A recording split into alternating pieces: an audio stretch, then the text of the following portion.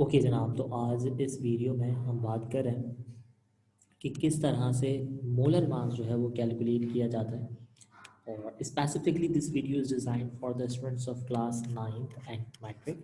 Class 9th और matric chemistry का ये टॉपिक मैं इस वीडियो में इंशाल्लाह कवर करूँगा, जिसमें मैं बात कर रहा हूँ कि how can we calculate the molar mass of the compound और द फार्मूला, किस तरह से गिवन फार्मूला का हम मोलर मास जो है वो कैलकुलेट करते हैं।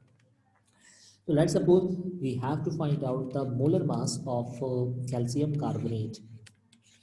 तो सबसे पहले तो हमें ये पता होना चाहिए कि इन एटम के मासेस क्या होता है।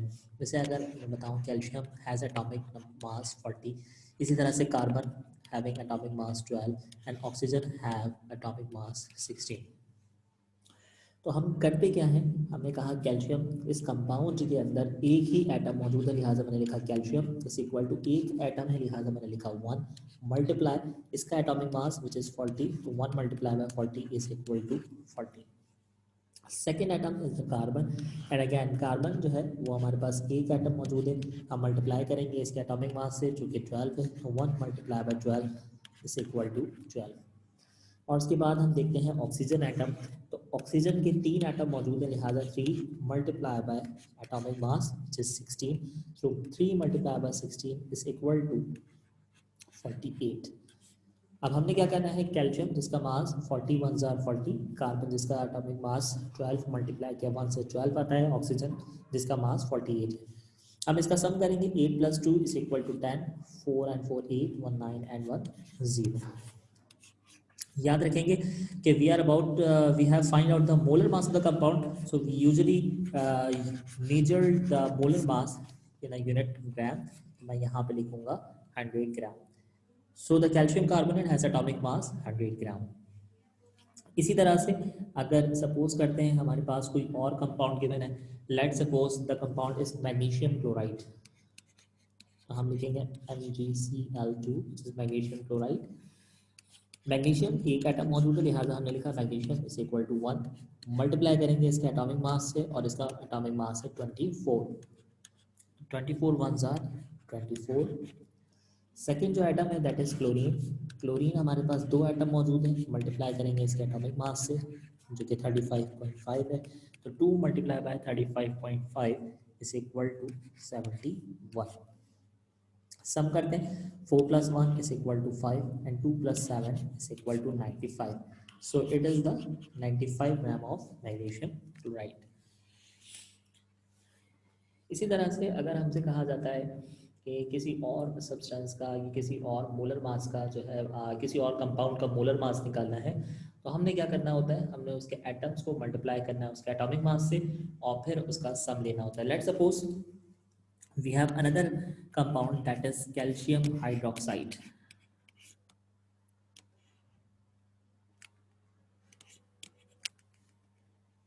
तो मैं क्या करूंगा, मैं लिखूंगा सबसे पहले atom calcium, total number of atoms इसके मौजूद हैं 1, मल्टीप्लाई करूंगा इसके मास से जो कि 40 है, तो 41 जार 40। इसी तरह से मैं यहाँ पे देख रहा हूँ ऑक्सीजन जो कि ब्रैकेट के अंदर लिखा हुआ है, और ये 2 बिलोंग्स करता है ऑक्सीजन के साथ भी और हाइड्रोजन के साथ भी, लिहाजा ऑक्सीजन की अगर क्वांटिटी देखें तो oxygen are 2 in number, multiply करेंगे इसके मास से जो कि 16 है, तो 16 2 जार 32। इसी तरह से हाइड्रोजन की अगर हम बात करें तो हाइड्रोजन भी यहाँ पर 2 मौजूद है, तो मल्टीप्लाई करेंगे इसके मास से जो कि 1 है, तो 2 1 jar 2, 2 plus 2 is equal to 4 and 4 plus 3 is equal to 74 gram of calcium hydroxide। तो जो भी हमें कंपाउंड गिवन होता है, इन शॉर्ट ये कि हमने उसके एटॉमिक मास को मल्टीप्लाई करना होता है total number of atoms which are present in that particular compound और molecule. Let's suppose we are instructed to find out the molar mass of H2O। So how do we calculate it? We will write down the hydrogen atom, and as 2 hydrogen atoms are present here, so 2 multiplied by its atomic mass which is 1, so 2 ones are 2. Second atom is the oxygen atom which is 1 in number, multiplied by its atomic mass which is 16, so 16 ones are 16. So if I calculate the sum of the hydrogen and oxygen, so it is 18 grams. Similarly, the compound may be asked find out the molar masses hydrogen peroxide. So again, hydrogen are 2 in number and oxygen are again 2 in number. So 2 multiplied by its atomic mass, which is 1, 2 ones are 2.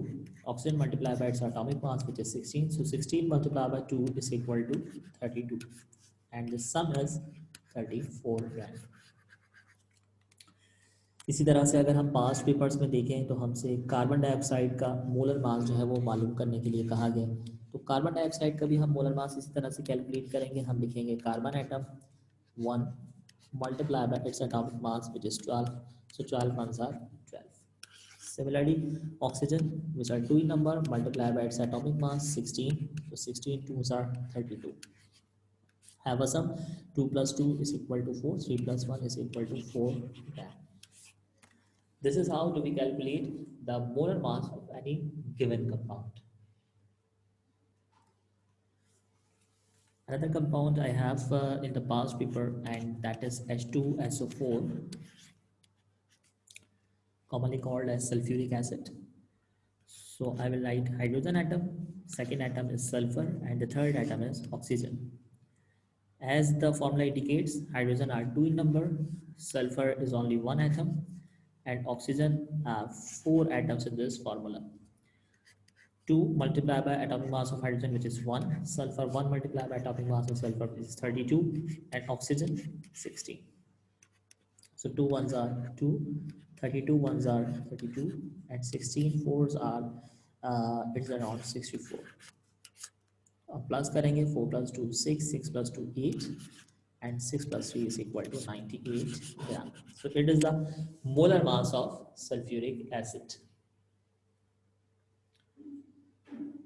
So I hope कि आपको molar mass किस तरह से निकालते हैं ये calculate करना आ गया होगा. So wish you all the very best of luck.